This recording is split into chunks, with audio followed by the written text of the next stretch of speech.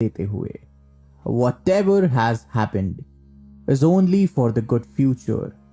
The activities that are happening at present are also for a good cause. The happenings in the future, they are also for a good future. जो हो रहा है वो भी सही है, जो हो चुका है वो भी सही है, और जो भी होने वाला है वो भी सही के लिए ही हो रहा है। कम शब्द में सटीक अर्थ के साथ कि आपका भूतकाल, वर्तमान और भविष्यकाल इसी विचारधारा पर स्थित है कि जो होता है अच्छे के लिए होता है। मैं आशा करता हूं कि ये वाक्य आपको समझ आया होगा।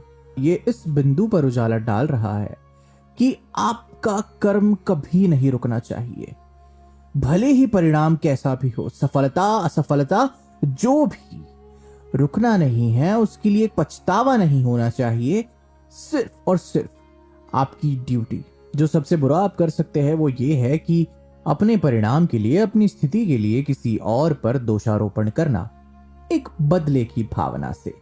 समझिए और इस बात पर गौर करिए कि इस जीवन में जो भी हो रहा है उसके पीछे कोई ना कोई मकसद जरूर है, एक बड़ी शक्ति का हाथ है उसके पीछे, और आपको इंसानी जीवन का महत्व समझाने के लिए। इस संसार में कई जीव जंतु है, कई पशु है, कई मानव है, कई निर्जीव वस्तुएं हैं, लेकिन कोई भी उनकी किस्मत नहीं बदल सकता। जिसके जीवन में जो होना लिखा है वो होके रहेगा। नसीब अपना अपना, अंग्रेजी में इस शब्द को कहा जाता है destiny. If it's meant to be it will be. अगर उसे होना है तो वो होके रहेगा। तो कृपया करके मैं आपसे ये विनती करना चाहूंगा कि अपने सफर पर आपने आज तक जितना भी तय किया है, खुद पर गौरव करें, खुद से प्रसन्न रहे, और छोटी मोटी असफलताओं को और जीवन की इस धुन पर नाचे ऐसा कि आपके चेहरे पर खुशी हो, ना ही नाराजगी और ना दुख। आप खुद समझिए कि जीवन में कभी कभी समय बहुत अच्छा चलता है तो सभी लोग पूछते हैं, लेकिन एक ऐसा वक्त भी आता है जब वक्त बहुत खराब चलता है और अपने भी साथ छोड़कर चले जाते हैं। क्या करें, यही जीवन का चक्का है, चलते रहना है, रुकना नहीं है।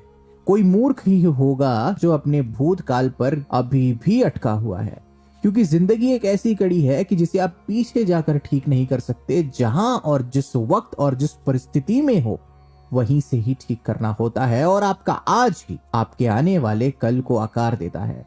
तो भूतकाल की चिंता छोड़े, भविष्य के बारे में सोच सोच कर भयभीत ना हो, आज पर ध्यान दे और आपका कल, आज और भविष्य अपने आप सुखी हो जाएगा। उदाहरण देना चाहूंगा सदी के महानायक और इस देश के महान अभिनेता श्री अमिताभ बच्चन का। एक दौर था जब इनके नाम का सिक्का चलता था और केवल इनका नाम ही काफी था किसी पिक्चर पर हाउसफुल का बोर्ड लगने के लिए। 70, 80, 90 का दशक तक ठीक ठाक सब कुछ चला, मगर एक ऐसा वक्त आया जब उन्होंने एक अपनी कंपनी खोली जिसका नाम था ABC, और ये दिवालिया हो गए क्योंकि वो कंपनी डूब गई। तब इनकी हालत बहुत ही नाजुक थी। ऐसी नौबत आ गई कि घर भी गिरवी रखना पड़ा। तब क्या इन्होंने ये सोचा कि मैं तो इतना बड़ा सुपरस्टार रहा हूं, मेरी ये हालत कैसी हो गई? या इन्होंने इस पर गौर किया कि यार अब मैं आगे अपना जीवन कैसे व्यतीत करूंगा? क्या लोग मुझे दोबारा सुपरस्टार मानेंगे या नहीं? उन्होंने ऐसे सारे विचारों को, नेगेटिव विचारों को अपने मन से दूर रखकर एक विनम्र और सादर भाव से अपने मित्र यश जौहर के पास जाकर खुद काम मांगा, ये कहकर कि मुझे काम चाहिए। उन्होंने अपने आज पर ध्यान दिया, उन्होंने अपने आज की इज्जत की, और शाहरुख खान के साथ मोहब्बतें पिक्चर बनाकर उन्होंने अपने आज को संवारा। The rest is history. KBC ने उन्हें अपनी आवाज के तौर पर अपनाया, और आज 20 साल बाद भी 75 साल के ऊपर होने के बावजूद इस सदी के महानायक और हिंदी फिल्म इंडस्ट्री के सबसे बड़े अभिनेता के तौर पर आज भी तामील है और इस्तकबाल है, और इनका सिक्का आज भी बुलंद है। नाम है अमिताभ बच्चन, जिसने अपने आज पर ध्यान दिया और एक सादर भाव से